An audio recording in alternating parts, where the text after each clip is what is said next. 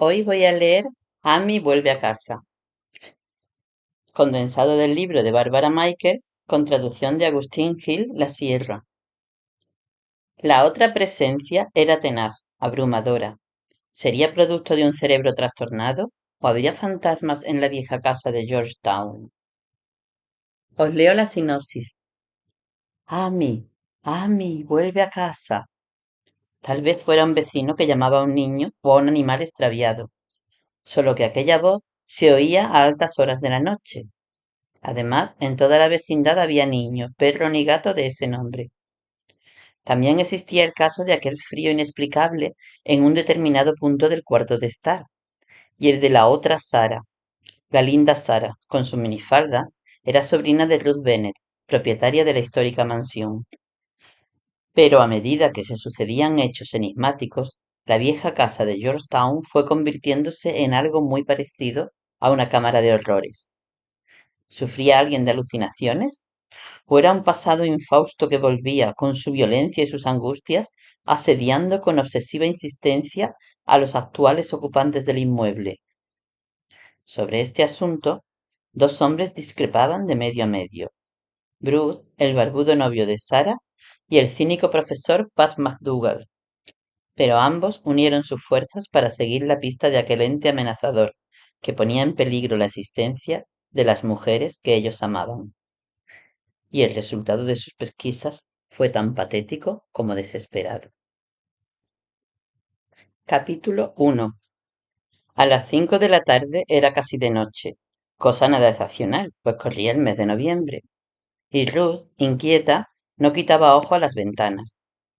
La estancia resultaba bonita y acogedora, decorada al estilo del siglo pasado, con un mobiliario cuyo valor actual hubiera dejado atónitos a sus primitivos propietarios.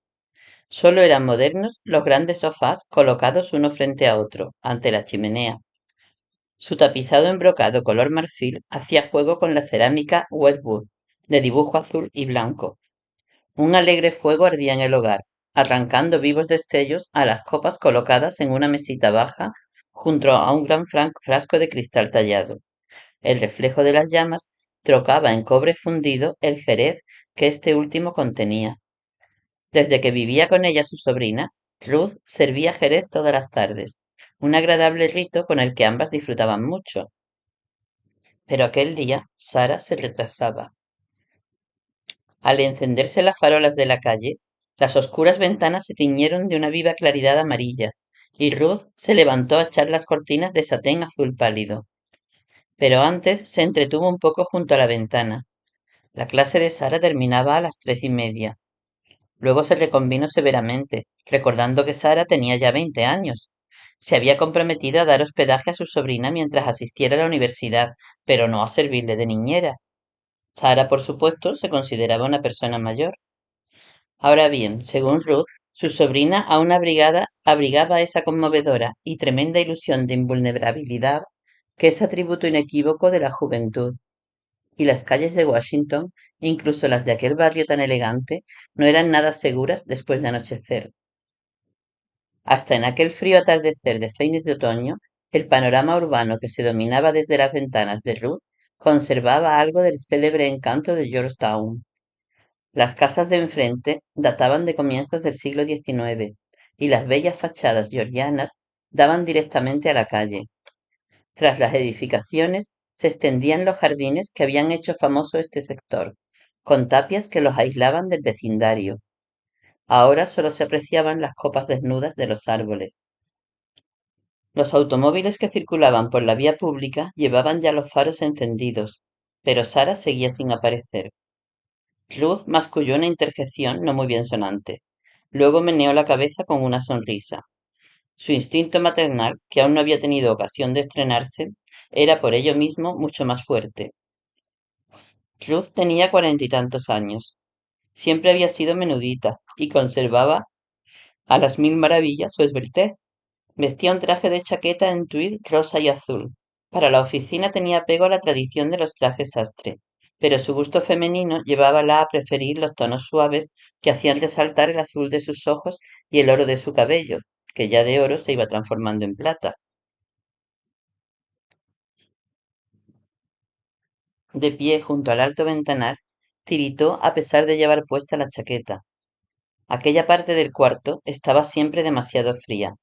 La pieza era larga y estrecha, y el calor de su única chimenea no alcanzaba los extremos. Ruth se dejó llevar por ociosas reflexiones. ¿Cómo resistirían el frío sus antepasados cuando aún no se había inventado la calefacción? Eran más fuertes entonces, más duros y resistentes por donde quiera que se mirase. Estaba a punto de abandonar su atalaya cuando de pronto vio un jaguar que venía, reducía la marcha y con la precisión de un insecto fantástico que no otra cosa parecía, se precipitaba y encajaba en angostísimo espacio junto a una boca de incendios. Abrióse la portezuela y al punto salió un enredijo de brazos y piernas que una vez desenmarañado resolvióse en la alta figura de su sobrina. Ruth sonrió. Eso de ver a Sara desesperándose por sacar sus minifaldas y sus largas piernas de un coche deportivo siempre la divertía. Su sonrisa se intensificó cuando vio mejor el vestido de la chica. Por lo general, su sobrina continuaba en la cama cuando ella salía por la mañana para su trabajo. La joven se las había arreglado para que sus horas de clase no estorbaran sus actividades sociales ni su sueño.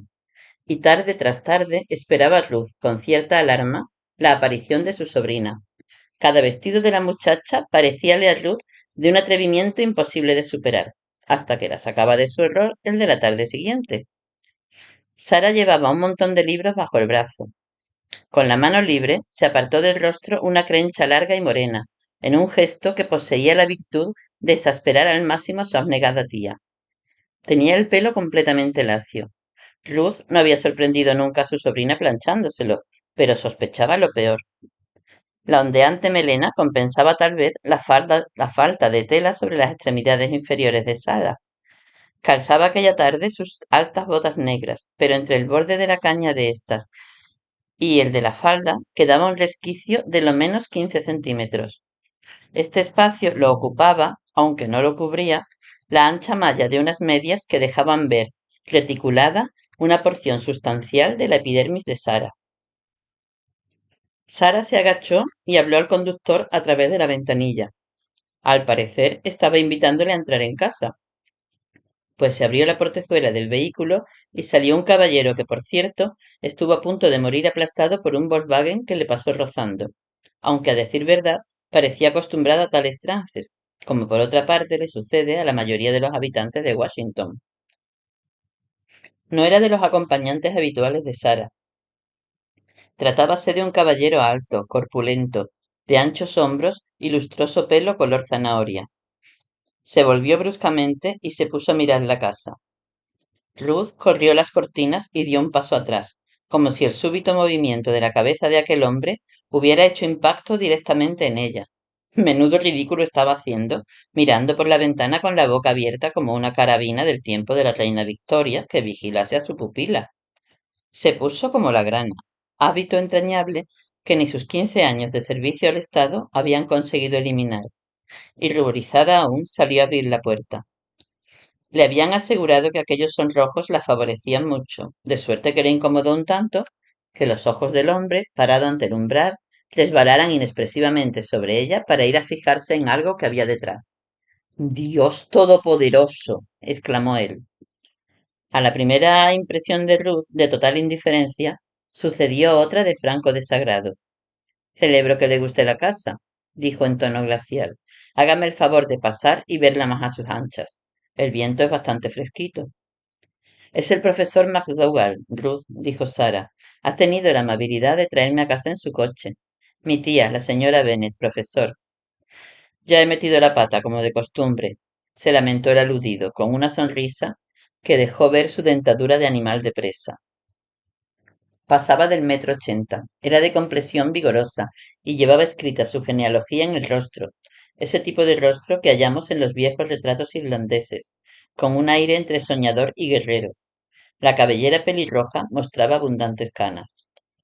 Tiene que andar por los 50, pensó Ruth, pero vaya sonrisa simpática. Lo lamento, señora Bennet, prosiguió el caballero.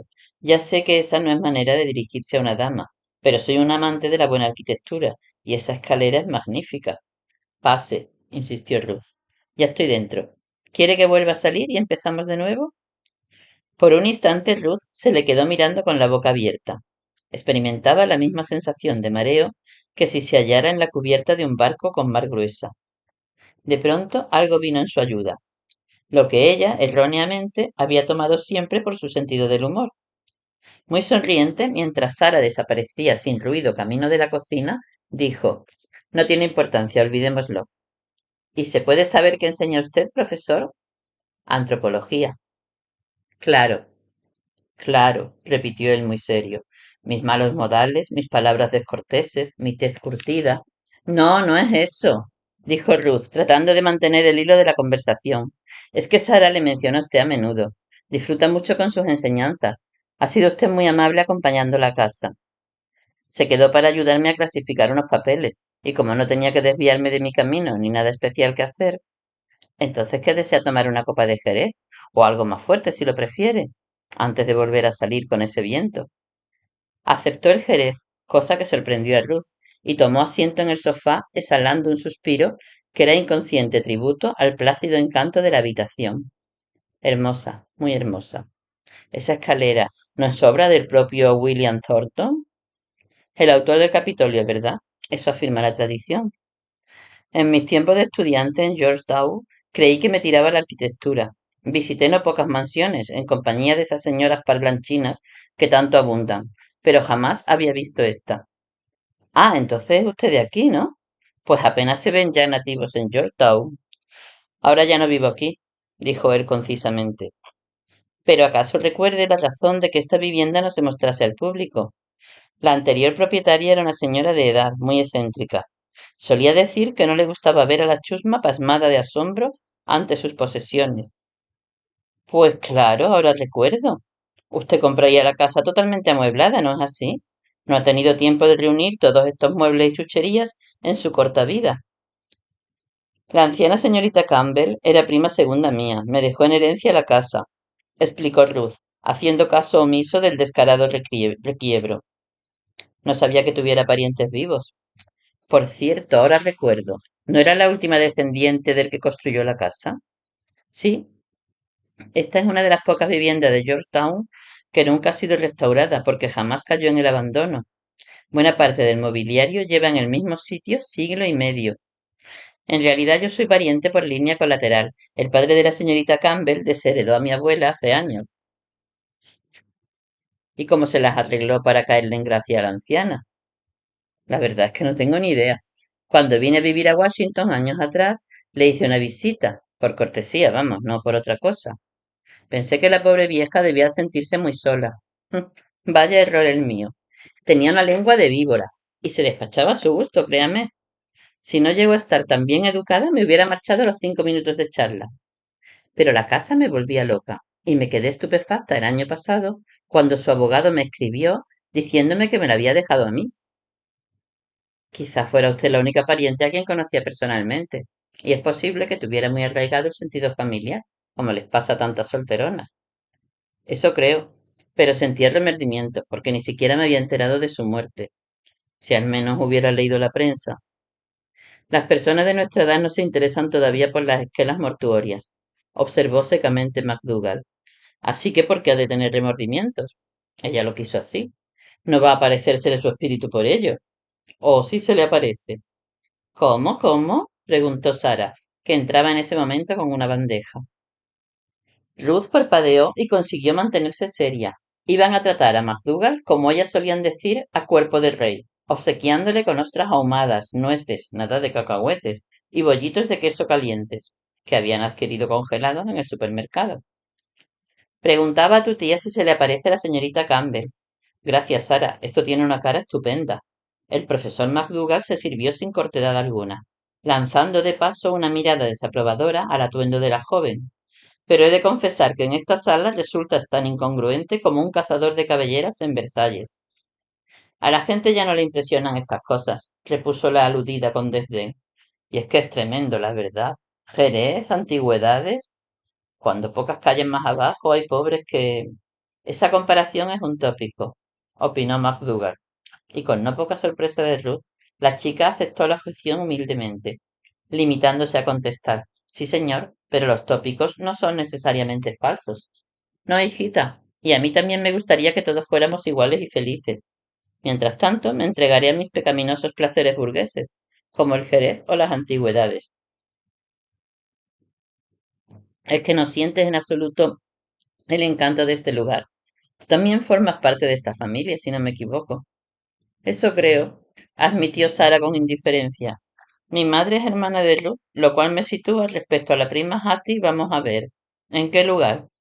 Prima en enésimo grado, ¿no es así? Entonces, ¿por qué he de sentir más entusiasmo por ella que por Pepe el Peludo, que toca la guitarra en el Círculo Dupont? Todos los hombres somos hermanos, dijo McDougall dulcemente. Sí, qué demonio. Sara, iba a reñirle su tía, pero terció McDougall, conciliador. No tiene importancia. No debería poner a la chica en el disparadero, pero no lo puedo remediar. Estos adolescentes equiparan la espiritualidad con la mugre. La verdad es que el tal Pepe es un guitarrista desastroso.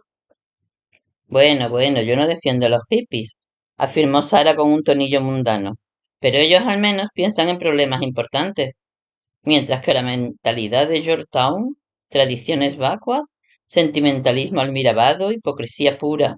Nunca menciones un escándalo, un crimen, una desgracia, aunque se sepa positivamente que en sus 200 años de existencia el barrio de Georgetown ha debido presenciar un montón de violencias. Detesto el cinismo de la joven generación, aseveró MacDougall con tono melancólico. ¿Por qué no me hace el honor de cenar conmigo?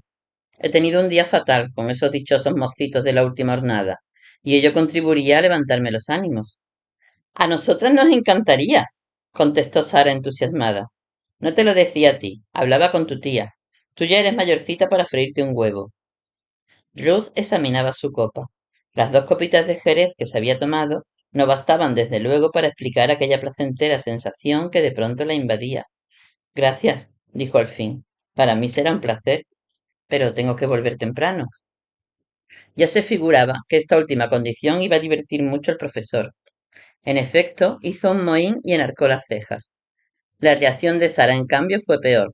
Tras el primer respingo de sorpresa, contempló radiante a Ruth, como la madre orgullosa que acaba de preparar a su hija una primera salida. Cenaron en un restaurante francés no lejos de casa.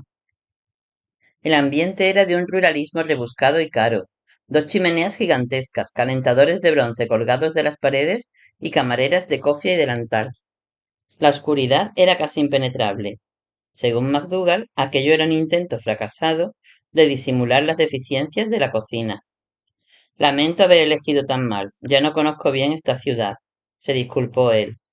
Supongo que pasa usted mucho tiempo fuera, aventuró Ruth, dejando por imposible la sopa de cebolla. Cierto, pasé el último año en África. ¿Y qué fue a hacer allí? Preguntó ella, observando con no flojo desaliento la chamuscada tortilla que le acababan de servir. A estudiar magia negra.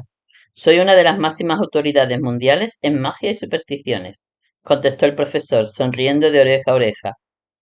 ¿Cómo llegó a interesarse por semejante chifladura, quiere decir?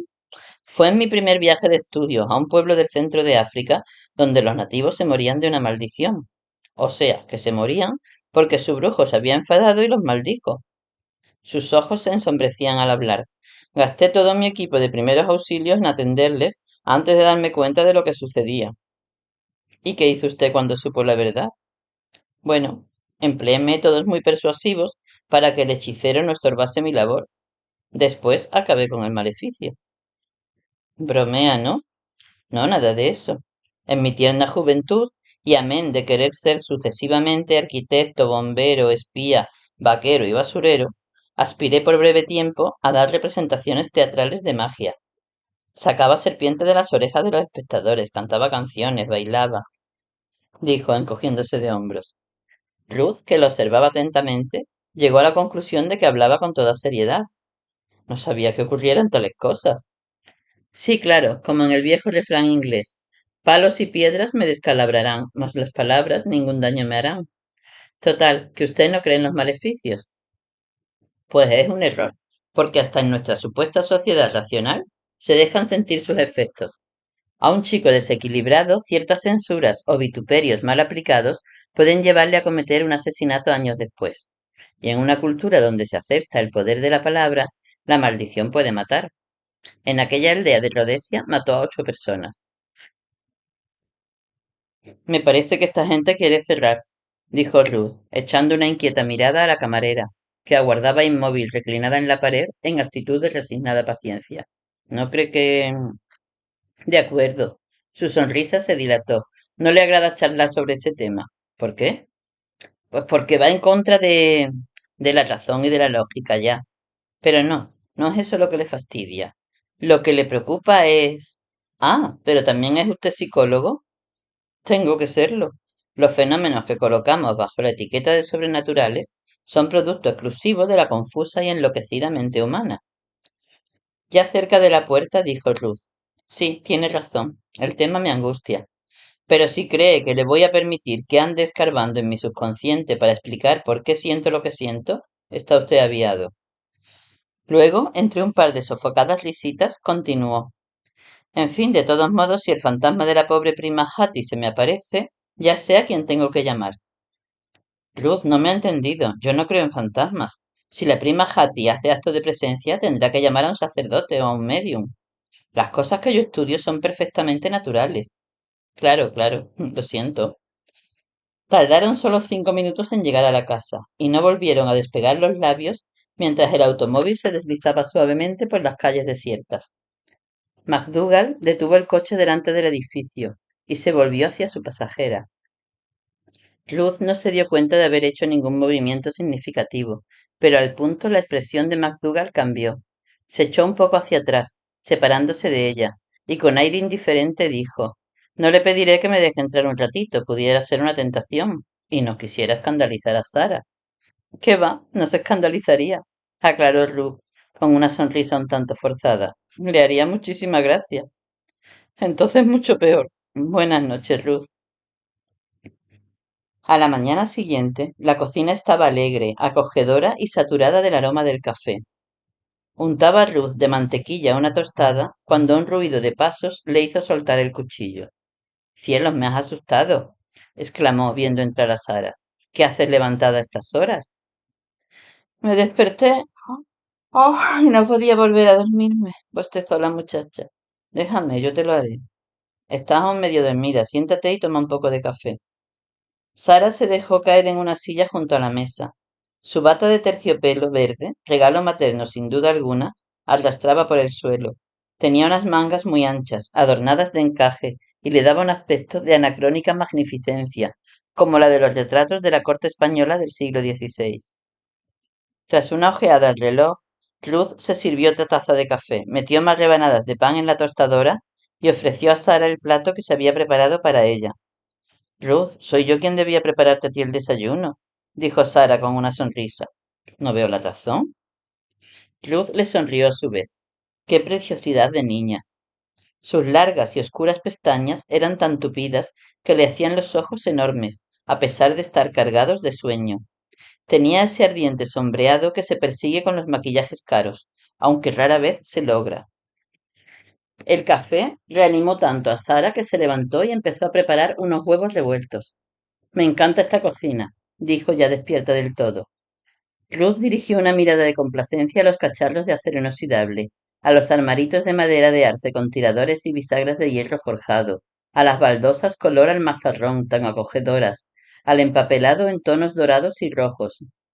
¿Estaba en mal estado la cocina cuando la heredaste? Tendrías que haberla visto. Era una pieza de museo.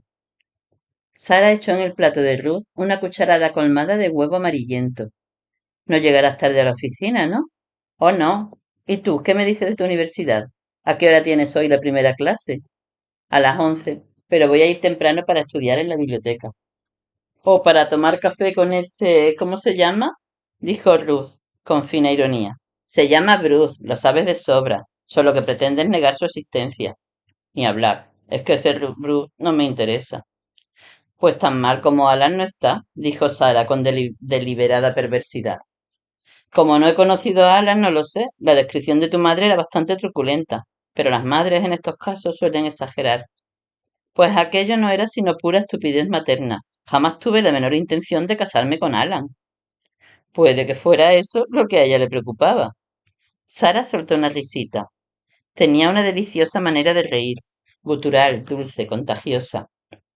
Ruth, admiro tu lealtad a mamá, pero ¿no crees que su actitud respecto al sexo resulta francamente medieval? Ese es un asunto en el que no poseo la menor autoridad. ¿Qué asunto? ¿El del sexo? La actitud de tu madre, no te pongas impertinente. Ruth había hablado en un tono ligero, pero Sara tenía gran sensibilidad para captar los matices. Cambió de tema. Alan no fue más que una manifestación de adolescencia rebelde por mi parte, comentó desenfadada. Si mamá no hubiera puesto el grito en el cielo, yo lo habría dejado mucho antes. Ruth pensó que aquello probablemente era exacto. A menudo había escuchado las observaciones equivocadísimas que su hermana Helen solía hacer a la muchacha. Claro que a pesar de los nimios errores de la madre, Sara era un orgullo para la familia, una chica lista, educada, bonita. Luego la sonrisa de Ruth se oscureció un poco al estudiar la cara de la muchacha. Era muy mona, pero aquella mañana se advertía un cambio en su rostro. Algo marchaba mal. El hecho de que Alan no se lavase, seguía diciendo Sara, no quiere decir que él careciese de medios para ello. Era una cuestión de principios. Al menos debéis admitir que Bruce resulta inmaculado. Lo que no aceptáis es su barba. No tanto su barba como mi sospecha de que es postiza. Aún no tiene edad para esas barbazas. Sara, ¿te encuentras bien? Y al decir esto, Ruth esforzábase en vano por identificar la extraña y vaga inquietud que alteraba la faz de la joven. Pues claro, estupendamente. Un poco cansada, eso es todo. Dijiste que no podías volver a dormir, que te despertó. Sara bajó la mirada. Mi conciencia probablemente. Tengo que ir a la biblioteca. Hay unos exámenes trimestrales al caer. Luego, cuando ya Ruth se dirigía a la puerta, Sara añadió, Oye, ¿esa familia del lado no tendrá un perro o un gato o algo por el estilo? Los Owens tienen un perro de raza Weimar y los otros vecinos un gato siamés. Lo he visto merodear por el jardín. ¿De raza Weimar? Ah, ese perro gris con traza de fantasma y ojos claros. ¿Cómo se llama? No tengo ni la más remota idea. ¿Por qué lo preguntas? Por nada, por ninguna razón especial. El tono vacilante y la mirada de soslayo eran tan impropios de la chica que Ruth volvió a sentirse preocupada. Sara, notándolo, se apresuró a explicar. Parece tonto, pero eso fue lo que me despertó. Alguien que andaba por ahí llamando en plena noche. ¿Y qué decía? Preguntó Ruth con súbito interés. Ya estás pensando lo que no es, por eso no quería decírtelo. Sabía perfectamente que ibas a pensar en maniáticos o mirones pervertidos. Dado su tono, parecía añadir, todos los adultos pensáis eso enseguida. Era alguien simplemente que llamaba a un animal o a un niño. No puedo creer que un niño ronde por ahí a las 4 de la madrugada. Así que se trataría de algún animal extraviado, supongo yo. Tendré que hablar con el señor Owen. No, déjalo. En realidad era una voz acariciadora, muy suave. Espero que encuentre al pobre Sam. Ya cerca de la puerta, Ruth se volvió. ¿Sam? El perro se llama Wolfgang von Eschenbach o una memez por el estilo. Entonces el extraviado habrá sido el gato, dijo Sara con absoluta calma. No entendí bien el nombrecito, pero era algo como Sammy. Vuelve a casa, vuelve a casa. Eso es lo que la voz repetía y repetía. Sammy, vuelve a casa. Capítulo 2. Hola, ¿me reconoce? Soy Pat McDougall, dijo la voz al otro extremo del hilo. No fastidie, contestó Ruth involuntariamente. Admito que el nombrecito se las trae, pero así me llamo. ¡Qué tonto! Le espetó Ruth, y al mirarla sorprendida a su secretaria, se puso como la grana. ¿Cómo ha dado conmigo? Llamé a Sara y le pregunté dónde trabajaba usted, y el Departamento de Agricultura tiene un servicio de información muy eficiente. ¿Qué hace en su oficina? ¿Contar manzanas? Algo por el estilo. Parece una ocupación bastante aburrida para una mujer tan inteligente. ¿Y cómo sabe usted? Empezó a decir Ruth, pero se quedó a medias. Lo lamento, estoy muy ocupada. ¿No podría telefonearme luego? No. Luego lo que haré será presentarme en su casa. Con tal de que no haya inconveniente por su parte, claro. Pero es que lo hay. Espere, volvamos a empezar. No sé por qué me hace usted reaccionar de esta manera, dijo con voz irritada. Tengo reputación de hombre ecuánimo. Señora Bennet, mi madre va a dar una de esas cenas improvisadas que la han hecho famosa en Washington, yo no sé por qué. Ese fue el motivo de mi dedicación a la antropología, para dejarme ver lo menos posible en esas cenas. pero esta vez me han atrapado. Me pidió que llevara una pareja y quiero proponérselo a usted. Lo siento, empezó a decir Ruth, y en aquel preciso momento comprendió el alcance de la proposición. Su madre no será la señora de Jackson McDougall. Sí, la misma, dijo con tono retador. Ruth, tiene usted que ayudarme a salir del paso. No puedo herir los sentimientos de mi madre, pero esos personajes que reúne me sacan de quicio. Se lo ruego. ¿Personajes? El más famoso director de orquesta de Europa, ese bailarín ruso que huyó de su país, la mujer que predijo... Sí, tipos por el estilo. No sé a quién habrá invitado esta noche. Siempre lo organiza todo en el último momento. Y lo más fantástico es que le sale bien. Se lo ruego. Conforme. Gracias. Gracias a usted. Al otro lado del hilo se oyó un suspiro de indudable alivio. ¿Le parece bien a las 7:30? Pasaré a recogerla. Y que Dios la bendiga. Pero, óigame, ¿qué debo? Pero al otro lado del hilo reinaba ahora absoluto silencio. Colgó Ruth y al volverse hacia su secretaria, dio mirándola boquiabierta. Anda, anda. La señora de Jackson McDougall, exclamó. ¿Y quién es esa señora? Inquirió Sara. Nada menos que la anfitriona más famosa de Washington. Sus invitaciones se tienen en mayor aprecio que las de la Casa Blanca. Quiero que me ayude a decidir qué debo ponerme. ¿De veras? ¿Por ese vejestorio? ¿Por esa cotorra encopetada? No, hijita, no es eso. Su esposo, el padre de Pat, fue embajador en Inglaterra y la familia no solo es rica, sino cultivada. Únicamente invita a personas que juzga interesantes. Por eso sus invitaciones son tan difíciles de lograr. Sara no parecía convencida, ni muchísimo menos. Está bien, mi querida tía. Sean cuales fueren tus motivos, lo cierto es que tienes que dejar bien a esta familia. Tras una ojeada al guardarropa de Ruth, ambas dictaminaron a favor de una falda fruncida de terciopelo y un corpiño de organdí blanco con mangas largas y chorrera. Sara insistió en prestarle unas medias negras y unos zapatos de tacón bajo y colosales hebillas. Con aquel atuendo, Ruth no las tuvo todas consigo hasta que vio la cara que puso Pat McDougall. Sin embargo, este salió del paso con un cumplido, y Ruth creyó comprender la razón de su laconismo. La sonrisa de Sara resultaba demasiado maternal para darle alas. Prepárate esas costillas de cordero, recomendó a su sobrina. Nada de engañarme con cenitas de televisión, ¿eh? Bueno, en realidad estaba pensando que voy a invitar a Ruth para que se tome tu ración. ¿Te importa? Ruth asintió con un entusiasmo inusitado. Lo hizo irreflexivamente, y al punto se preguntó por qué, pero tenía demasiada prisa para ponerse a analizar la causa de alegrarse tanto solo porque Sara iba a estar acompañada aquella noche a la hora de la cena. Una vaga sensación de inquietud, relacionada con lo sucedido por la mañana, revoloteaba en el último confín de su mente. Luego, cuando del brazo de Pat se dirigió a la puerta, todo quedó olvidado. La casa de los McDougall contábase entre las más famosas mansiones de Georgetown. Al fundarse la primitiva ciudad de este nombre, la casa era una simple finca rural, rodeada de robles, ocupaba ahora toda una manzana del barrio. El jaguar de Pat rugió calle arriba con un provocativo estruendo del tubo de escape. El antropólogo ayudó a su invitada a salir del coche. Por espacio de unos instantes, Ruth se quedó admirando la magnífica fachada, deslumbrante de luces. Ya dentro, el vestíbulo era tan amplio como la sala de estar de Ruth. Los colgantes de una inmensa araña de cristal repicaban delicadamente agitados por la corriente de aire de la entrada. La alfombra, de tamaño descomunal, era una mezcla de tonos apagados rosa, azul y crema. Una soberbia escalera ascendía y se bifurcaba dejando en el centro una ventana circular. Cuando el mayordomo se hizo cargo de los abrigos, Ruth comentó: Y decía usted que admiraba mi casa. Bueno, también admiro esto, admitió Pat.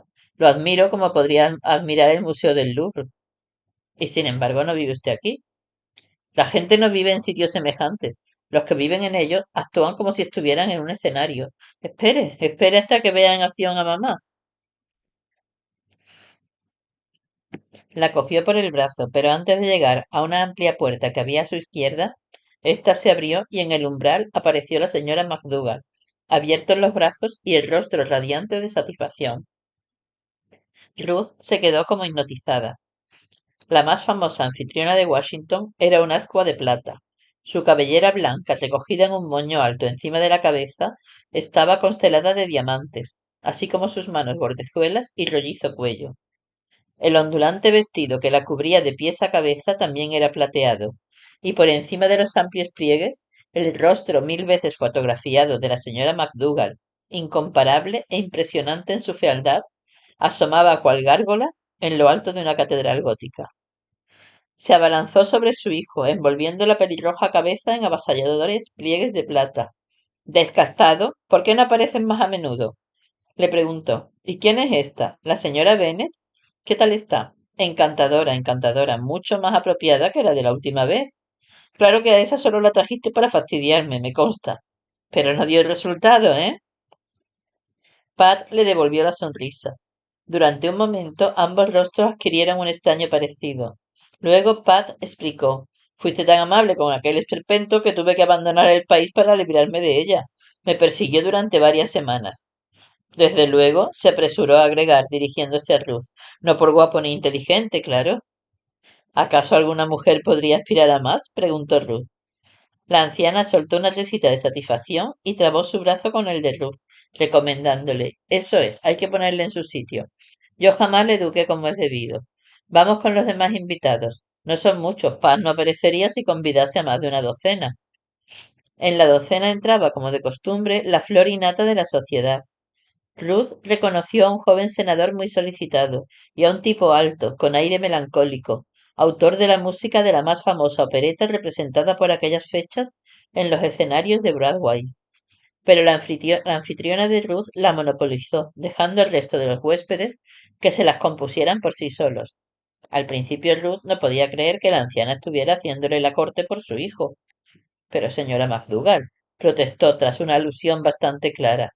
No me parece que... No, lo digo muy en serio. Quisiera que Paz sentase la cabeza. Parece absurdo, ¿verdad? Tratándose de un hombre de su edad. Estuvo casado con anterioridad, ¿sabe? Usted también, según tengo entendido. Mi esposo murió, explicó Ruth, que empujada por las tácticas de la anciana, no más sutiles que los mazazos de un martillo pilón, había caído en la trampa de la franqueza. En la guerra. La esposa de Pat le pidió el divorcio. Era una mujer inaguantable, pero comprendo su punto de vista. Él emprendía constantes viajes a África o al desierto australiano, y eso a ella no le hacía ni pizca de gracia. Creo que ya es hora de que lo intente otra vez. Ya no está en edad de ir correteando de selva en selva. Se está haciendo viejo. Y las selvas no son precisamente un lugar seguro. Ruth sintió deseos de reír, pero se lo impidió la tremenda intensidad del instinto maternal de la señora McDougall. Durante la cena, Ruth observó que la expresión de Pat iba tornándose cada vez más ceñuda, a medida que los platos se sucedían, a cuál más exquisito. Se preguntó si no tendría la culpa su compañera de mesa, que no dejaba de hablar. Era una mujer alta, flaca, de aspecto anémico y pelo rubio ceniciento, con un peinado pasado de moda que consistía en un mazacote de ricitos, roscas y tirabuzones. Los vuelos de su vestido de gasa gris humo flotaban peligrosamente cerca de las velas cada vez que la señora levantaba las manos en gesto estudiadamente ampuloso. Cuando los invitados pasaban al saloncito para tomar el café, Pat llamó aparte a Ruth. Vámonos de aquí, le dijo. Pero su madre surgió ante él en el acto, con aire decidido. No, Patrick James, no harás tal cosa. Le reconvino severamente. Mamá, ya sabes lo que me fastidia esa estupidez. Estás siempre metiendo las narices en cosas mucho más enfadosas y menos interesantes. Nunca has visto actuar a nada, e insisto en que te quedes. Bueno, muy bien. ¿Qué pasa? Susurró Ruth, mientras seguían a la señora McDougall hacia el saloncito. ¿Acaso no reconoció a esa esta antigua con quien me emparejaron para la cena? Es lo que priva en estos momentos, una medium. Nunca he asistido a una sesión espiritista, será interesante. Ni hablar. Estas aficionadas no saben nada de los mejores trucos. Algún día la llevaré a ver trabajar a un hechicero o tentote. A pesar de sus burlas, Ruth sospechaba que Pat acaso estuviera interesado profesionalmente en aquella sesión. En el momento de ir a apagarse las luces, Observó en él un cambio de expresión que le recordó el rostro de su jefe en la oficina cuando se le presentaba algún problema especialmente complicado. Los espíritus, explicó la señora McDougall, eran sensibles a la luz. He aquí el motivo de que la mayor parte de las sesiones se celebrasen en una cierta semioscuridad, no para ocultar fraude alguno, declaró con mucha insistencia. Tratándose de Madame Nada, no había ni que pensar en semejante posibilidad, porque esta señora era una medium mental que no se entregaba a demostraciones vulgares con trompetas, panderetas y manos ectoplasmáticas, tan populares entre los medios llamados físicos. Durante todo este desordio, Madame Nada permaneció sentada con las manos sobre el regazo, sonriendo débilmente. Solo el movimiento de sus ojos contradecía aquel estudiado reposo. Pequeños, oscuros, penetrantes, iban y venían como dardos, incesantemente de un espectador a otro, sin perder el menor detalle. Cuando se apagaron las luces, quedando solamente el resplandor de la chimenea, sobrevino una serie de risitas nerviosas, seguidas de un prolongado silencio. Los presentes se habían cogido de las manos, a fin de incrementar sus vibraciones simpáticas. A la derecha, Ruth tenía a su anfitriona, la señora McDougall, cuya manecita resultaba agradable al tacto, como la de una niña pequeña y regordeta. La voz de la medium les sobresaltó a todos. Era lenta y suave, y arrastraba las palabras. Acento y entonación habían cambiado, pero aún podía reconocerse la voz de Madame Nada. Las palabras eran de lo más comunes y corrientes. Buenas noches, señoras y caballeros. Buenas noches, Maybelle, saludó la señora McDougall en un tono convencional, efusivo. ¿Cómo te encuentras hoy? Muy bien, gracias. Es usted muy amable. Siempre estamos perfectamente por aquí. Sí, querida, lo sé. Maybelle es la medium de Madame Nada, explicó la anfitriona, una muchacha del sur de buena familia. La pobrecita fue violada por un soldado yanqui durante la guerra de secesión, pero ya no guarda rencor alguno. Aquí solo tenemos amor y sol, explicó Maybelle. ¿Algún mensaje, querida? Preguntó la señora McDougall. Sí, unos cuantos. Algunos me piden paso con tanta insistencia en su afán de ser útiles. Hay uno que quiere hablar a una señora. No consigo entender el nombre. La primera letra parece ser G. Se oyó claramente una exclamación ahogada de uno de los presentes, mientras la voz pronunciaba monótona las letras G, R, A. ¿Hay aquí alguna señora llamada Grace? Sí, sí, chilló una voz muy excitada. Grace, cariño, soy papá. La voz de la medium había cambiado. Ahora era la de un hombre profunda pero cascada por la edad. ¿Recuerdas la fiesta? La fiesta de cumpleaños y el traje rosa, ¿eh? ¡Oh, cielo santo! Jadeó la invisible Grace.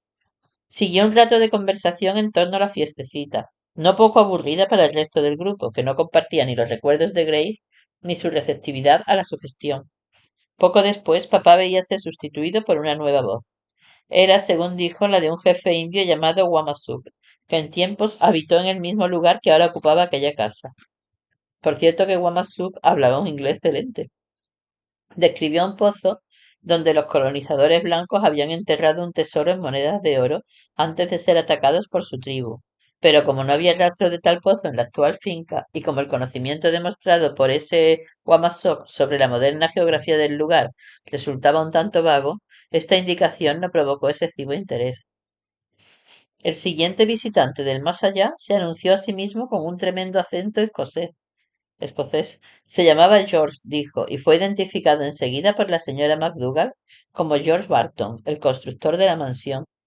Dijo también que las etéreas regiones donde ahora moraba eran un verdadero paraíso de sol y de amor. Poco después, Maybelle anunciaba sin más que Madame Nada estaba cansada. Encendiéronse las luces. Ruth comprobó que Pat tenía un aire muy satisfecho. Se habían visto confirmadas sus predicciones. La señora McDougall supo interpretar aquella expresión de su hijo. En el mismo tono de la cliente que se queja a la modista de cómo le queda una prenda, se dirigió a la medium y le dijo, bueno, nada, me parece que esta no ha sido una de nuestras mejores demostraciones. La medium, que se frotaba los ojos y bostezaba como quien acaba de despertar de profundo sueño, pareció sorprendida. Pues yo he recibido un mensaje precioso de papá, protestó la tal Grace, una señora provecta, muy metidita en carnes. Todo eso del sol y... Y del amor, tronó Pat, incapaz de contenerse por más tiempo. Su madre le lanzó una mirada furibunda. Lamento que no hayamos tenido éxito, musitó dulcemente Madame Nada. Influencias contrarias, supongo, afirmó fríamente la señora McDougall. La medium le echó una rápida mirada cautelosa. Luego dijo, es muy posible. Por la casa, tal vez. Ya sabe usted, señora McDougall, que algunos sitios carecen de la atmósfera apropiada. Reflexionando más tarde sobre el caso, Ruth no logró comprender lo que había sucedido. No podía creer que se hubiera excedido en la bebida. Por supuesto que no le interesó ni poco ni mucho la sesión tan aburrida y embarazosa. Ni siquiera más adelante, a la luz de los hechos que estaban a punto de ocurrirle, se halló dispuesta a admitir otra explicación. No, no la había. Como no fuera su lengua demasiado suelta, que no era la primera vez que la ponía en apuros, y una vaga noción de haber querido complacer a su anfitriona, disgustada sin duda con la actitud de la medio. Cuando salieron de la casa, resonándole aún en los oídos las entusiásticas palabras de la señora McDougall al darle las gracias por su invitación, Ruth esperaba una explosión de Pat. Su adusta contención, que duró todo el trayecto hasta casa, resultó en cierto modo más desagradable. ¿Por qué no pasa? Pidió a su acompañante al detenerse el coche. Él asintió con la cabeza. Prestaré mi apoyo moral, dijo, mientras usted comunica las noticias a Sara. ¿Por qué hizo usted eso? Pensé que otra sesión resultaría divertida. No sea usted embustera. Extendió su largo brazo atrayéndola hacia sí en un rápido e inopinado abrazo. Ella se sintió aliviada al oírle reír, mientras decía, ¿estás segura de que no abrigaba el menor propósito de conquistar a Pat? Soy demasiado mayorcita para esas bromas de adolescente, contestó ella y añadió, y mucho más para besarme con nadie dentro de un coche.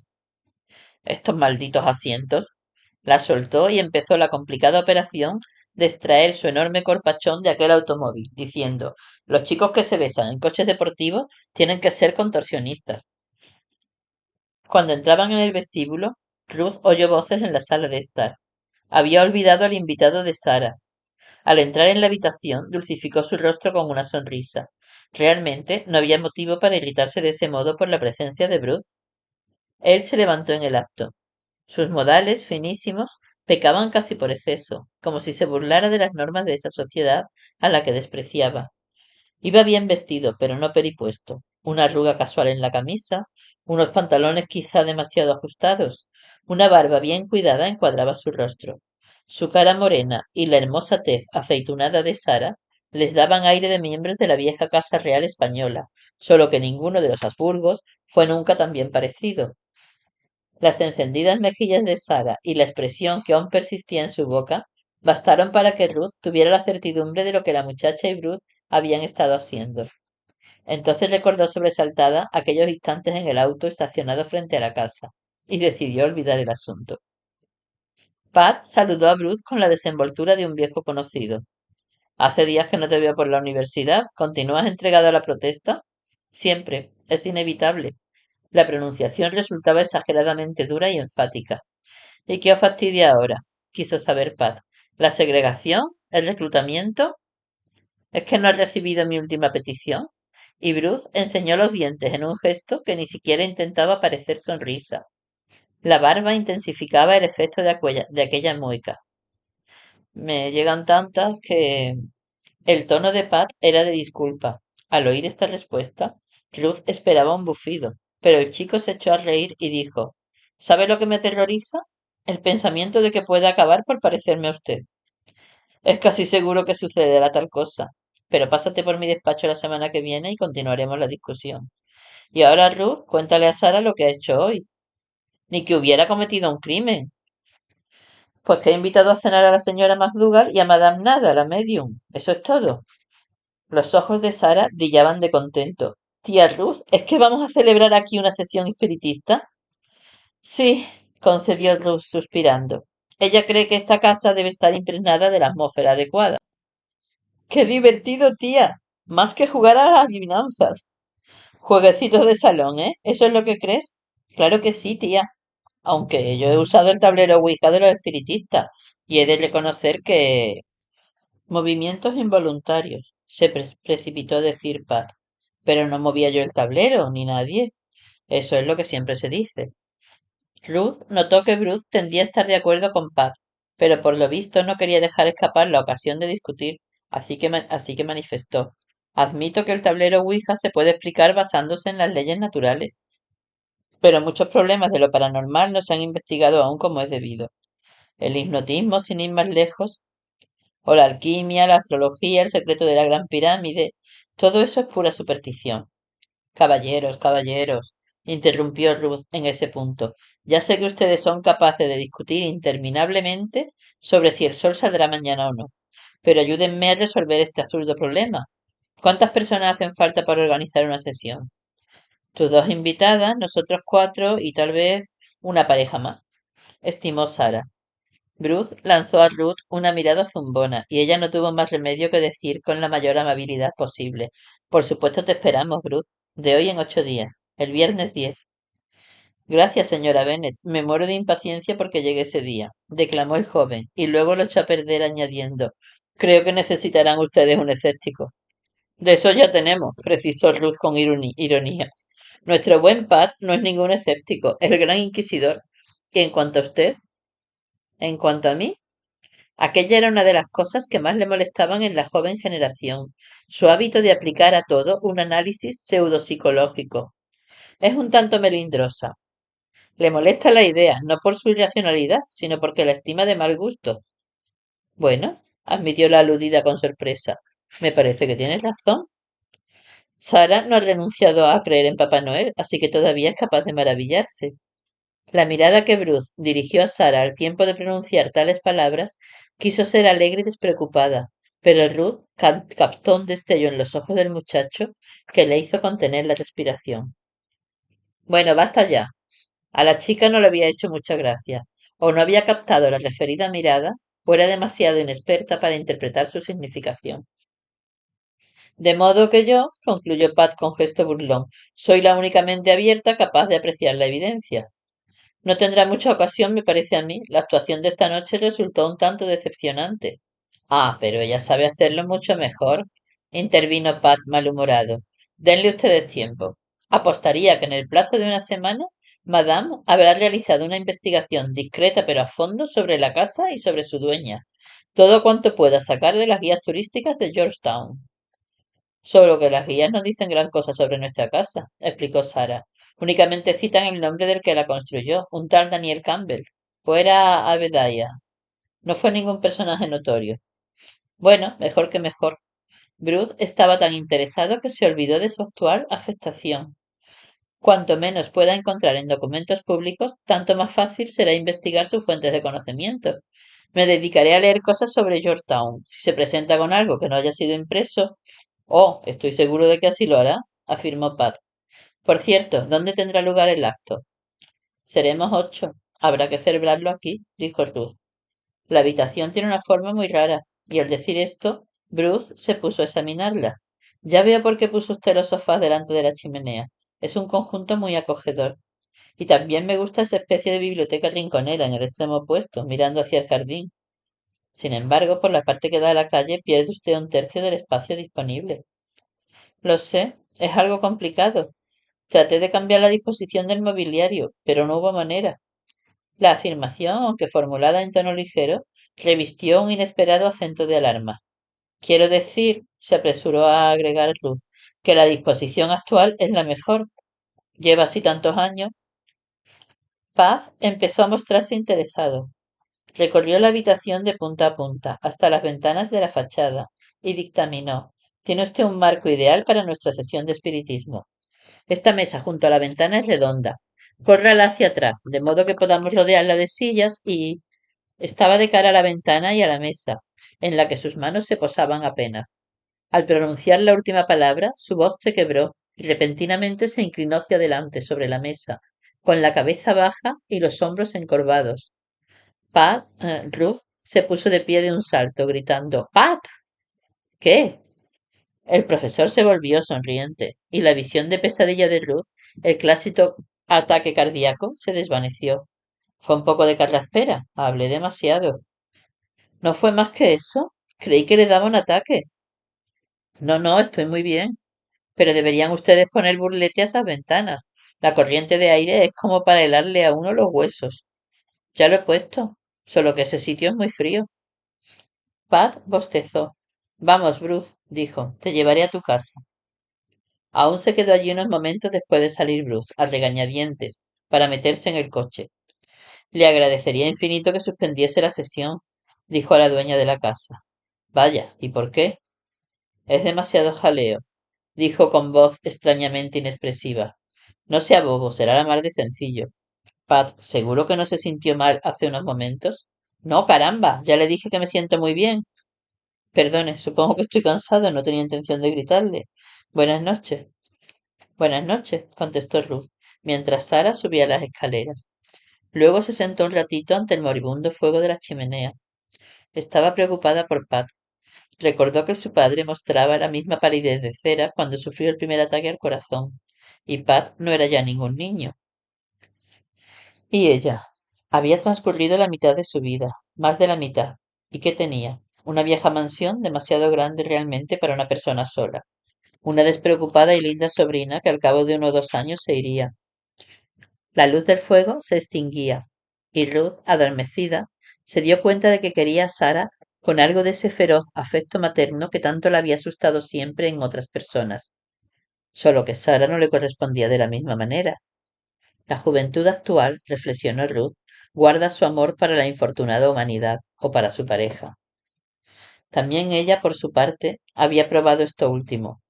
Jamás demasiado feliz, ni siquiera en los extremos de la pasión, su matrimonio se convirtió demasiado pronto en una situación tan lamentable, tan abyecta, que todavía la sentía como una enfermedad. Pena, amor, enfermedad. Ya sé lo que me pasa, pensó vagamente. Me estoy quedando dormida. Ruth soñó que estaba tendida en el sofá, de cara a la chimenea, como así era en realidad. Sara permanecía ante ella, borrosos el cuerpo y la ropa, como si los contemplase entre una movediza neblina, pero el rostro de la muchacha lo veía con claridad, como iluminado por focos. Ruth nunca había visto una mirada que desfigurase tanto las facciones como la de la muchacha en su sueño. Tenía los párpados tan dilatados que se le veía el blanco del ojo todo alrededor de la pupila.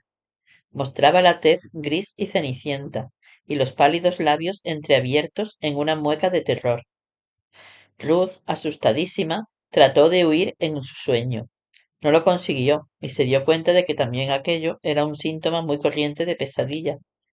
Casi se alegró de esta parálisis corporal, como confirmación del hecho de que verdaderamente estaba soñando. Y luego apareció la sombra. Al principio carecía de forma, pero Ruth sabía que la tenía, aunque por la razón que fuera, no pudo percibirla. Lo único que apreciaba eran sus dimensiones y su aspecto amenazador. Al surgir junto a la figura de Sara, la boca de la joven se abrió en un alarido aún más lastimero por el hecho de ser mudo. La impresión fue tan tremenda que Ruth se despertó, y entonces entró en la peor parte de la pesadilla. Se hallaba en la misma posición en que se había visto en el sueño, tendida en el sofá delante del fuego. Sentía el brocado de la tapicería que le rozaba la mejilla y la rigidez de sus músculos entumecidos. No cabía duda de que estaba despierta, y la imagen de Sara había desaparecido, pero no la sombra. Cerníase entre ella y la chimenea, oscura, de un gris compacto como un humo espeso que amortiguaba el brillo de las brasas hasta reducirlas a minúsculas chispas. Carecía de forma, pero poco a poco la iba adquiriendo en su lucha por manifestarse, con lo cual las espesas e indolentes espirales de oscuridad crepuscular se retorcían, se movían. Después, mientras se debatía frenéticamente contra la parálisis que aún la dominaba, vino la liberación en forma de un sonido irrecognoscible como del mundo de los vivos. Era una voz apagada por la distancia, tal si llegase a través de gruesos cristales, hasta convertirse en un lamento que decía Ven a casa, vuelve, Sammy, vuelve a casa. Con un esfuerzo increíble, Ruth posó los pies en el suelo y se incorporó. Por fin estaba totalmente despierta, pues naturalmente la última parte solo había sido una prolongación de la pesadilla originaria. Es cosa corriente soñar que se despierta uno, se dijo Ruth, pero cuando se llevó la mano a la frente la encontró empapada de sudor. Solo quedaba el débil resplandor rojizo del fuego, que ninguna sombra oscurecía, y que se iba extinguiendo normalmente. Ruth dejó escapar un suspiro del que ella misma se sorprendió. Cielos, qué pesadilla tan horrible. ¿Qué diría Pat sobre las causas de aquella pesadilla? ¿O el propio Bruce? Este pensamiento la hizo sonreír. Sin duda su interpretación sería freudiana 100%. Se puso en pie, consciente de una cobarde repugnancia que supo dominar en el acto, a volver la espalda a la chimenea. Dejó las luces encendidas en el cuarto de estar y subió la escalera rápidamente. Mientras se iba hundiendo en el sueño, mantúvose a la escucha esperando la repetición de la llamada que la había despertado antes, pero no la volvió a oír. Su dormitorio daba a la calle y la llamada parecía provenir del lado del jardín, a donde daba el cuarto de Sara. Verdaderamente, Sammy elegía un tiempo muy poco propicio para merodear por el vecindario, pensó Ruth medio dormida. Y luego, su último pensamiento, más o menos consciente, antes de que el sueño la envolviera por completo, fue: vaya nombrecito que han ido a ponerle a ese gato. Capítulo 3. El domingo amaneció limpio de nubes y relativamente cálido, tras una semana de frío glacial. Sara había salido con el inevitable Bruce y había vuelto a las tantas, pero a la hora del desayuno tenía la cara descansada y fresca como una niña. Juventud, divino tesoro, evocó Ruth, y despidió a la muchacha, que salía de excursión para Great Falls. Luego, con la segunda taza de café, se concentró en la lectura del New York Times. La cocina estaba situada en la parte posterior de la casa, detrás del office y del comedor. Desde el mirador donde desayunaba, disfrutaba de una vista completa del jardín, con sus tapias y su fondo de magnolias y abetos. Los macizos brillaban con tonos verdes, heridos por la luz solar, y los pájaros, gozando la tibieza del ambiente, gorjeaban a más y mejor. Por espacio de media hora, Ruth bregó dignamente con las noticias de catástrofes a escala personal, nacional e internacional.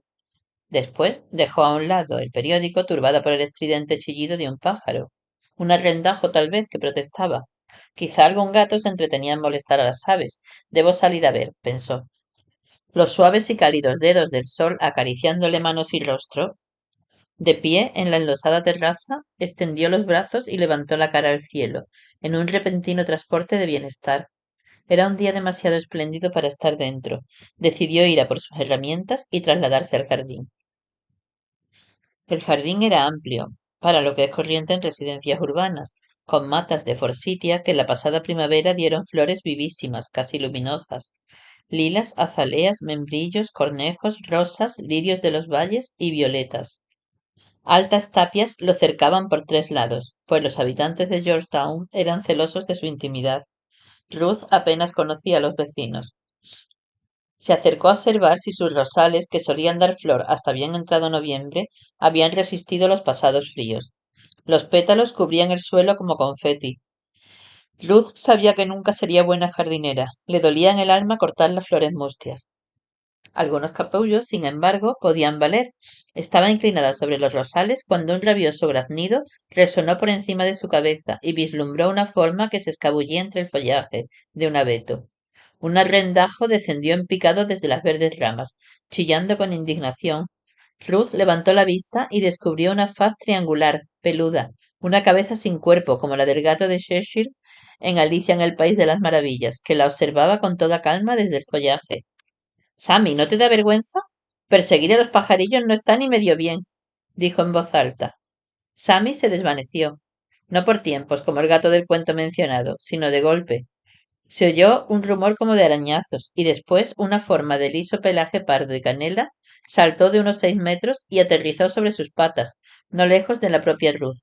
El gato se sentó al punto y empezó a limpiarse la cola con verdadero frenesí. ¡Qué hermoso eres! dijo Ruth admirada. Y el felino se interrumpió misterioso y la miró con sus ojos azules como las plumas dorsales de un arrendajo. ¡Requete mala! Con que te habías metido ahí, ¿eh? Tronó una voz. Ruth levantó la cabeza y vio una cara redonda como la luna asomada a la tapia de atrás. Buenos días, señora Bennet. Tengo que presentarle mis excusas por el comportamiento de esta chica tan mala. ¿Le ha molestado? No, en absoluto. Es una preciosidad. Bueno, eso nos parece también a nosotros, la señora Devoto y un servidor de usted.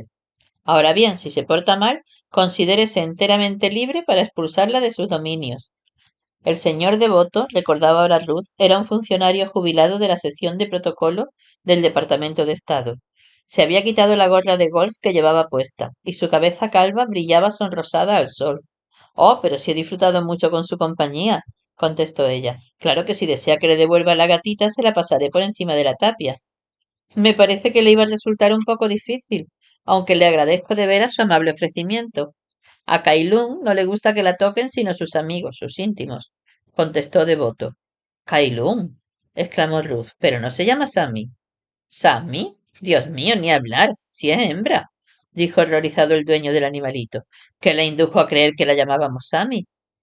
Oh, nada, solo que anoche oía no sé quién llamando así a un gato o a un perro. Creí que se trataría de su gata siamesa, porque ya sé que el perro de nuestros vecinos del otro lado responde por otro nombre. Puedo asegurarle que yo no he llamado de noche a ningún gato. Por el amor del cielo, señora Bennet, ¿no me creerá usted tampoco considerado como para andar dando voces a deshora? No, claro que no, señor Devoto. Debió de ser otra persona. No sé quién podrá ser. Y la barbilla del señor Devoto desapareció de la vista como señal de que se preparaba a retirarse. No hay más perros ni gatos en toda esta manzana, salvo ese chucho tan poco atractivo. Bien, nuestra conversación ha sido de lo más agradable. Espero que disfrute con sus trabajos de jardinería. Y volviéndose a poner la gorra, desapareció del campo visual de Ruth. Tornó ésta a sus rosas, haciendo cábala sobre la identidad del fantasmagórico Sammy. ¿Habría vuelto a casa por fin? El buen tiempo se mantuvo toda aquella semana, proporcionando tema de conversación en centenares de reuniones de sociedad en Washington. El viernes designado para la sesión espiritista, Ruth salió un poco antes de la oficina y tomó un taxi hasta su casa, con pocas ganas de hacer la limpieza ni de preparar la cena. Lo primero que oyó fue el ruido de la aspiradora.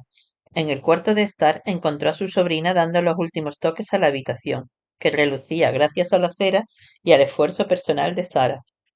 Vaya, esta sí que es la visión más agradable que he tenido en todo el día, exclamó Ruth, mientras Sara desconectaba la aspiradora. Has tenido una gran idea. No creerías que te iba a dejar todo el trabajo, ¿verdad? Yo no lo hubiese hecho mejor. Lo único que necesitamos ahora son flores. Debe haber algunas rosas en el jardín. Ya las he cogido, echa una ojeada. Ruth abrió las puertas correderas que comunicaban con el vestíbulo y lanzó una exclamación complacida.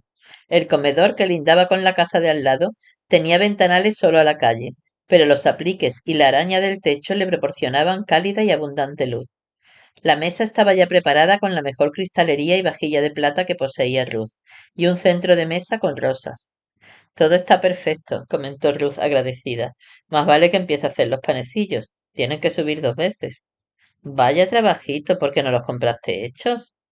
El secreto de la buena cocina, afirmó Ruth con tonillo didáctico, es perseverar en lo que se sabe hacer bien, pero sin usar sucedáneos ni similares. Tengo un asado maravilloso y una ensalada de hortalizas del tiempo. Esos panecillos hechos saben a cartón y no estarían a la altura de lo demás, aunque la señora McDougall engulliría espaguetis y a mano viene con absoluta tranquilidad. Es adorable. Te va a gustar. Permanecieron un momento en silencio inspeccionando la habitación para cerciorarse de que no se había omitido nada. Ruth recordaría después ese momento con dolorosa nostalgia. Los invitados llegarían a las 7:30. A las 6, Ruth bajó a la cocina para ocuparse de los últimos detalles, los entremeses, la bandeja de las bebidas, los panecillos, todos esos pormenores y cabos sueltos que tanto tiempo consumen. Acababa de hundir las manos en la masa hasta las muñecas cuando sonó el timbre de la puerta. ¿Quién demonios sería? Tendría que ir ella a abrir, pensó. Pues Sara estaba vistiéndose. Cogiendo una toalla de papel, se precipitó hacia la entrada y abrió la puerta bruscamente, dispuesta a echar con cajas destempladas a cualquier vendedor de periódicos o turista extraviado. Una sola mirada bastó para que intentase cerrar la puerta de golpe, refunfuñando. ¡Vuelva dentro de una hora! ¡Qué cara más! Pat había colocado previsoramente su enorme pie, de modo que ella no pudiera cerrar la puerta, y empujándola dijo: No soy un invitado sino un camarero. Déjeme pasar. Ruth tenía pocas posibilidades de acción. Pat entró, cerró la puerta de un puntapié y se dirigió a la cocina. Allí depositó el paquete que traía, envuelto en un paño blanco, y lo desenvolvió. Mi abrebotellas favorito, mi mejor cuchillo de trinchar y, levantando el paño blanco, mi delantal. ¿Qué hay que hacer? Me faltan palabras para, musitó sinceramente Ruth. Estoy tratando de demostrar, dijo él mirándola de soslayo, que los hombres son útiles en casa. 20 minutos después, Ruth estaba dando forma a los panecillos, mientras Pat colocaba una coctelera con martinis en el refrigerador y echaba una ojeada a la cocina. Todo está listo, me parece. Iré a encender el fuego mientras usted sube a cambiarse. Un segundo, que tengo que terminar los panecillos. Se le acercó por la espalda y poco a poco los movimientos de Ruth se hicieron más lentos. Sabía que más tarde o más temprano llegaría aquel momento, pero no estaba segura de cómo se iba a desenvolver, ni siquiera de cómo quería desenvolverse. Lo que no había previsto era la inopinada lasitud que la invadió al primer contacto con las manos de él. Tranquilízate, le susurró Pat al oído. No quiero que mi chaqueta nueva se llene de harina. Reclinada en él, Ruth percibió su agitada respiración. Los labios de Pat resbalaron suavemente por sus mejillas, buscando su boca. Sin voluntad consciente, ella volvió el rostro hacia él, de modo que su sensibilidad no estaba atrofiada después de todo. Durante varios segundos, Ruth perdió la conciencia de sus actos. Luego, sus defensas automáticas, tanto tiempo inactivas, entraron en acción súbitamente. Se irguió, intentando zafarse. Él la soltó en el acto, rozando con las manos su cintura solamente para ayudarla a mantener el equilibrio. Casi mareada, Ruth contempló la deformada masa entre sus rígidos dedos. Aplasté mi panecillo, ya ves. ¿Tan repelente me encuentras? Preguntó él muy tranquilo. Oh, Pat, por Dios. Se volvió a mirarle de frente, haciendo un gesto elocuente con las manos, a lo que él, esbozando una sonrisa, se protegió de sus dedos enharinados y dijo, Está bien, trataré de comportarme como es debido, y aquí no ha pasado nada. Era inútil disimular. Cada vez que los ojos de Ruth se tropezaban con los de él, todo su cuerpo se estremecía con el recuerdo. Durante la cena, mientras Sara quitaba los platos rápidamente y servía un postre de cerezas, Ruth se volvió hacia Pat y encontró su brillante mirada fija en ella. Cuando pasaron al cuarto de estar, Ruth hizo un esfuerzo para dominarse. Tenía que prestar más atención a los invitados, ahora que se acercaba el momento culminante de la velada. Para completar el grupo, había invitado también a Jack y Mary Simmons, una pareja amable y discreta que trabajaba en su oficina. Madame Nada encabezó el desfile hacia la sala y se acercó a la mesa redonda que estaba junto a la ventana. De repente, al extender la mano en busca de una silla, se detuvo boquiabierta. ¿Qué pasa? Preguntó Ruth, aproximándose a ella. Tenía la impresión de estar contemplando la expresión auténtica del rostro de la medium por primera vez. Una sorpresa genuina y una emoción menos inocente habían hecho caer la máscara. ¿Hace tanto frío? Dijo Nada. Lo sé, siempre hay mucha corriente en este lado de la habitación. Si le parece demasiado. ¿Corriente? Los ojos pardos, dilatados por la sorpresa, se encontraron con los suyos. ¿Empezamos? Inquirió con voz viva la señora McDougall, que estaba al lado de Ruth. Había cambiado de personalidad con el nuevo vestido. Un traje sastre que parecía valer $1000. Y ese era aproximadamente su precio. Pues no sé. Ruth se volvió hacia ella impulsivamente. ¿Hace tanto frío en esta parte de la habitación? Tal vez resulte poco confortable para usted, ¿verdad? Podríamos trasladar la mesa. Ni hablar. Pat me había informado de esta corriente de aire y por eso he venido con un traje sastre. Me encuentro muy bien aquí. ¿Nos sentamos? Ruth miró interrogante a la medium, que respondió con un encogimiento de hombros y una sonrisa. La máscara había vuelto a su rostro. Cuando estuvieron todos sentados, Ruth pasó la mirada alrededor de la mesa. La escena poseía una extraña claridad. Los colores parecían más vívidos, los rostros mejor delineados. Nada se había sentado de espaldas a los ventanales de cortinajes corridos, y tenía a su derecha al amigo de Ruth, el señor Jack Simon, del Departamento de Agricultura.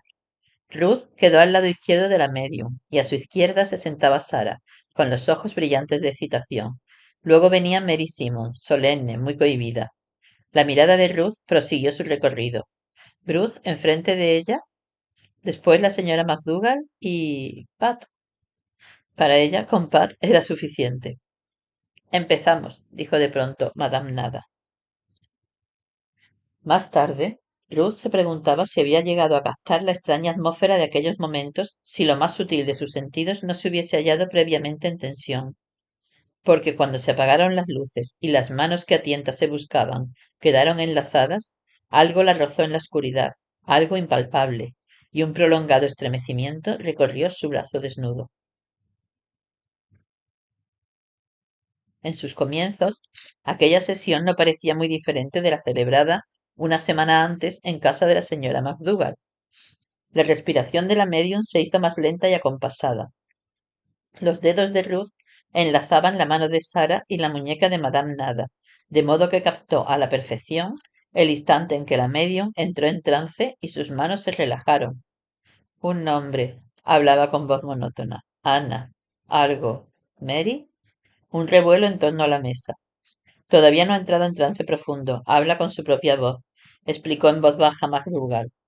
No entrará hasta dentro de un rato, y entonces otras personalidades hablarán a través de ella. Mary, interrumpió la medium, quiere cantar. Una fiesta. Ruth sintió contraerse la mano de Sara y comprendió que su sobrina estaba a punto de soltar una risita ahogada. A manera de advertencia se la apretó. No podía consentir que se rieran de una invitada suya. Mary, Mary, así es como la llama papá.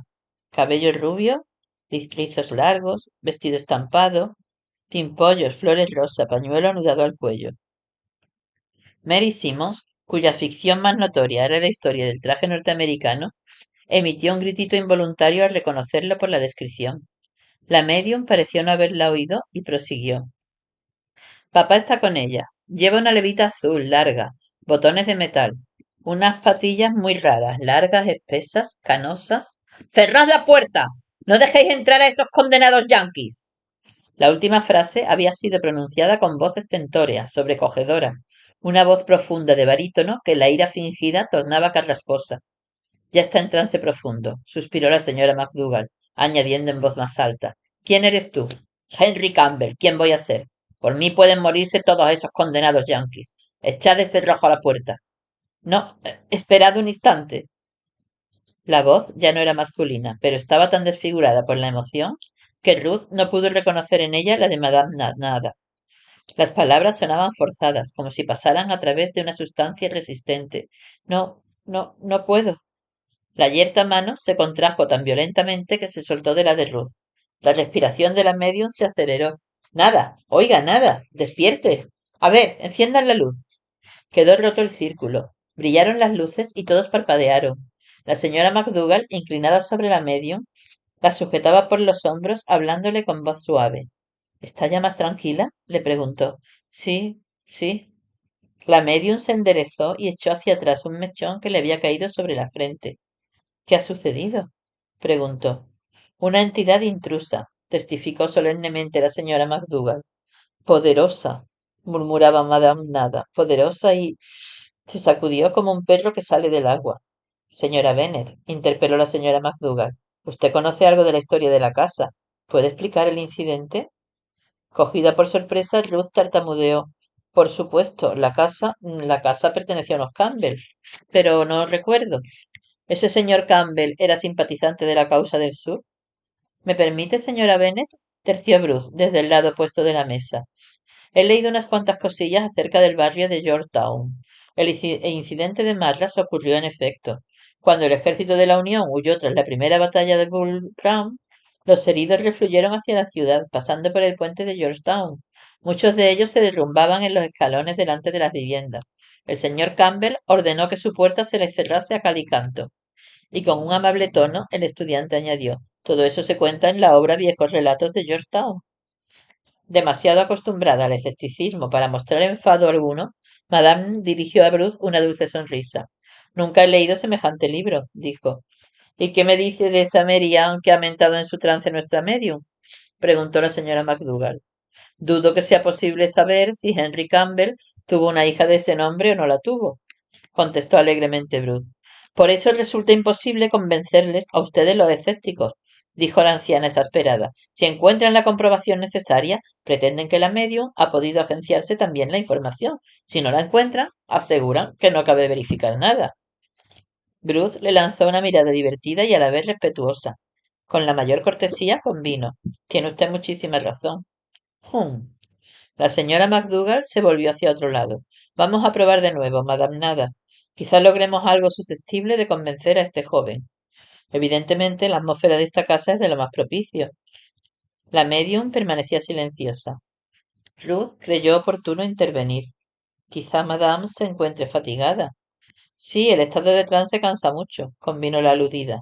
Pero no es ese el motivo de que me resista. ¿De que tiene usted miedo? Interrumpió Bruce. Ruth comprendió que el joven estaba en lo cierto. Nada parecía muy asustada y al mismo tiempo mostraba gran excitación. En cierto modo, su miedo era más convincente que cualquier explicación que pudiese haber dado. En consecuencia, la anfitriona insinuó: Bien, si se siente usted así. Pero su voz quedó ahogada por un sonoro tonterías lanzado por la señora McDougall. Tras una mirada inquisitiva a su patrocinadora, la medium se encogió de hombros y dijo: Muy bien, pero quedan todos advertidos. La medium se hundió en trance inmediata, profunda, aterradoramente, como si hubiera sido arrastrada por una fuerza poderosa al abismo de la inconsciencia. Su muñeca quedó inerte, como antes, en la mano de Ruth, y la anfitriona se estremeció al notar la aceleración del pulso bajo sus dedos. Mary Ann, Henry, Frank, empezó la voz monótona. Veo dos mujeres, una es más vieja, pelo gris, o lo tiene empolvado. La joven llora. Pobre Mary. Ruth se tranquilizó. Era la misma charla vaga, poco comprometedora, que ya habían escuchado antes. Aliviada, su mente se puso a divagar, oyendo solo a medias las descripciones de Madame Nada, no sé qué de un ahorcado o de un perrito blanco, lo cual le recordó al fantasmagórico Sammy, y estaba pensando sin gran fijeza en él, cuando, como si su memoria lo hubiese traído, empezó el terror. Vino lenta, solapadamente, como un goteo de agua sucia a través de una grieta. Una voz que no pertenecía a ninguno de los componentes del círculo comenzó a murmurar. Al principio sonaba como un disco que girase lento, muy lento, un susurro en el que no podían distinguirse las palabras. Luego su volumen aumentó y empezaron a oírse palabras, pero todavía mecánicas, como si salieran de una máquina estropeada. La medium se había puesto rígida. Su muñeca se agitaba impetuosa entre los dedos de Ruth. Nada tenía buenos motivos para alarmarse, porque sabía que el susurro espantoso de aquella voz no procedía de su propia garganta. Pero eso solo lo sabía ella y otra persona. Ruth sabía que el sonido no le llegaba por su derecha, sino desde la izquierda, de Sara. Los otros, por supuesto, creían que era Madame Nada quien emitía aquella voz. Reinaba en la estancia una quietud absoluta. De pronto, el frío se hizo más intenso. Ruth tuvo que apretar los dientes para impedir que le castañearan. Apenas había pronunciado la voz más allá de 6 palabras articuladas, cuando los tensos nervios de Madame Nada estallaron en un alarido capaz de erizar el cabello a cualquiera. Aquello acabó con la horrorizada parálisis de los demás asistentes. Hubo ruidos de sillas, gritos, preguntas. Se encendieron las luces. Ruth tuvo una fugacísima y enloquecida visión de Bruce, la mano aún en el interruptor, apretado el cuerpo contra la pared, pálido el rostro como la cera y mirándola fijamente. No, no era ella sino a Sara, que estaba sentada a su lado. Lo sabía. De alguna manera también él se había enterado. Haciendo el mayor esfuerzo de su vida, Ruth volvió la cabeza y clavó los ojos en Sara, que estaba allí tan modosita, inclinada la cabeza y las manos inmóviles. Los rasgos eran los mismos. Nariz fina, boca apacible. Esto solo sirvió para intensificar el horror, porque Ruth sabía, con una certidumbre que desafiaba los sentidos, que cuando Sara volviera la cabeza, algo que ya no era la joven, la miraría desde el fondo de los ojos de su sobrino.